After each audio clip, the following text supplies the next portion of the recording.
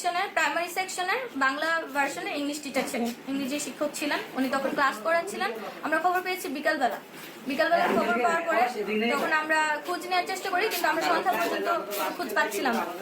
সন্ধ্যার পরে আমরা খোঁজ পেয়েছি যে উনি ঢাকা ইউনিটের মেডিকেল মানে ঢাকা মেডিকেলের কি বলে বার্ন ইউনিটের আইসিইউ ওয়েবসাইট থেকে খবর পাইছি যে মাইলস্টোন স্কুলের একজন টিচার মাসুকা বেগম মাসুকা সে অগ্নিদগ্ধে হাসপাতালে আছে বার্ন ইউনিটের বেড নম্বর 2।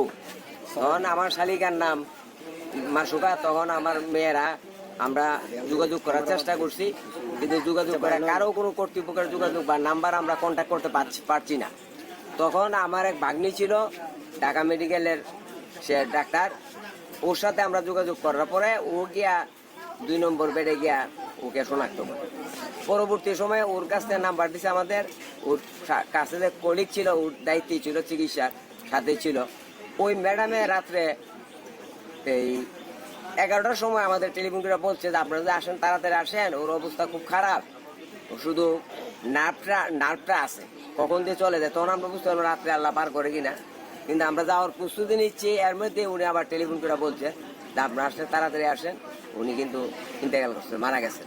ওনার লাশ নেওয়ার জন্য যদি আপনারা গার্জেন আসেন, না হলে তো আমরা ওই কর্তৃপক্ষের কাছে বুঝাই দেবো আমরা গার্জেন পাচ্ছি না, 8-10 জনের পাচ্ছি না, আপনারা আসেন। তখন আমরা সাথে সাথে উজানবাড়ির থেকে রাত্রে 2টা বাজে বাসে 5টায় হাসপাতালে পৌঁছি।